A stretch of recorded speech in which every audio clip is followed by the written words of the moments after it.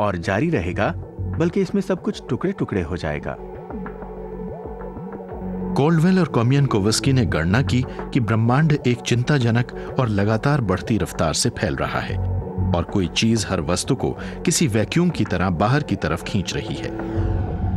किसी galactic vice squad की तरह ये युवा वैज्ञानिक इस कॉस्मिक किलर की खोज में हैं। उनका मानना है कि डार्क एनर्जी नामक एक रहस्यमय घटना शायद इसके लिए जिम्मेदार हो। डार्क एनर्जी शायद आज कॉस्मोलॉजिस्ट्स के लिए बहुत अहमियत रखती है। डार्क एनर्जी दरअसल एक अंधियारी चीज है जिसे आप देख नहीं सकते, हम इसे सिर्फ महसूस कर सकते हैं। ब्रह्मांड पर इसके ग्रेविटी संबंधी प्रभावों को महसूस किया जा सकता है। इस कमरे में डार्क एनर्जी हो सकती है, जैसे इस कुर्सी के नीचे, लेकिन जब आप खरबों लाइट ईयर्स के बीच फैली किसी कॉस्मोलॉजिकल चीज के तत्वों पर नजर डालते हैं, तब आपको डार्क एनर्जी के मिले जुले प्रभाव दिखाई देने लगते हैं। इसके कारण चीजें एक दूसरे से दूर होती जाती हैं और इससे ब्रह्मांड का विस्तार भी काफी तेज होता चला जाता है।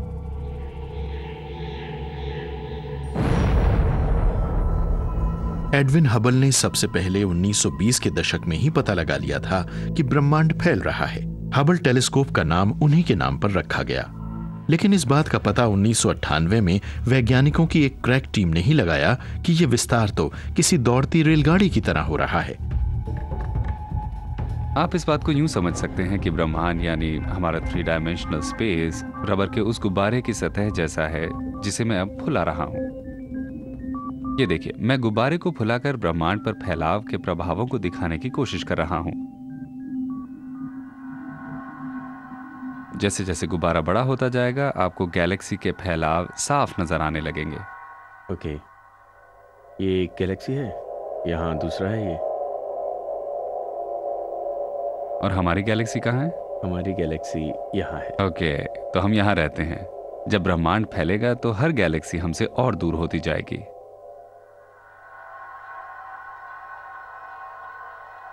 अगर फैलाव सामान्य रूप से हो तो हर गैलेक्सी उसी आकार की रहेगी, लेकिन अगर फैलाव बहुत तेज गति से हो तो गैलेक्सीज भी फैलने लगेंगी, और फिलहाल वही हो रहा है। अगर मैं बिग रिप वाली घटना दिखाने के लिए गुब्बारे में तेजी से हवा भरूं तो गुब्बारा फट जाएगा, यानी स्पेस भी ऐसी घटना को नहीं संभाल पाएगा और खत्म हो जाएगा। तो इसके बजाय हम गुब्बारे में एक छेद कर देंगे। क्यों? यही है बिग रिप। कॉल्डवेल और कोमियानकोवस्की के मुताबिक इस बिग रिप में ब्रह्मांड के बचने की कोई गुंजाइश नहीं है। इन लोगों ने तो इस महाविनाश की घटना की उल्टी गिनती भी शुरू कर दी है।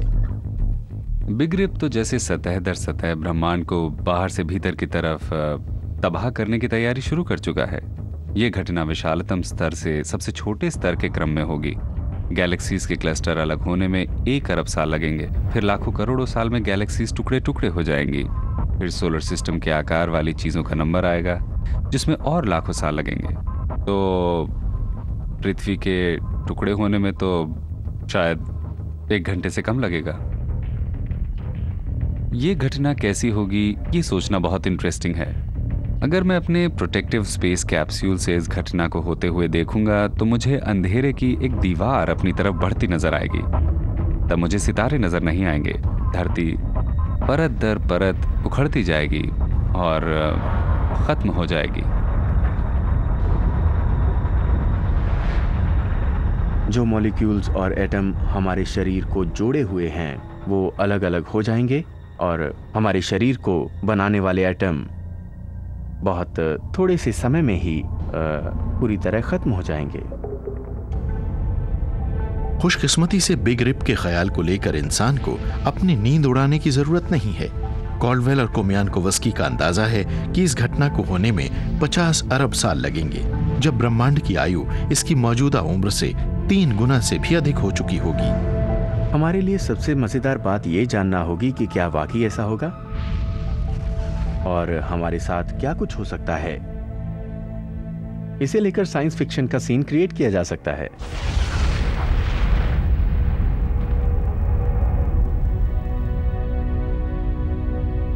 दूर अंतरिक्ष से आने वाले खतरे वाकई असली हैं।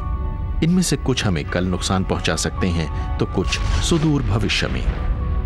लेकिन एक बात तय है कि कोई ना कोई चीज पृथ्वी और शायद पूरे ब्रह्मांड को हमेशा के लिए खत्म जरूर करेगी। सवाल सिर्फ वक्त का है। कभी कभी ये सोचना फायदेमंद होता है कि यहाँ पृथ्वी पर हमारा जीवन कितना अस्थिर है और हम शायद यहाँ हमेशा के लिए ना रहें। हो सकता है इस सिलसिले में उम्मीद मौजूद हो, लेकिन जो हालात हैं उन्हें देखते हुए तो इस ब्रह्मांड का अंत होना ही है।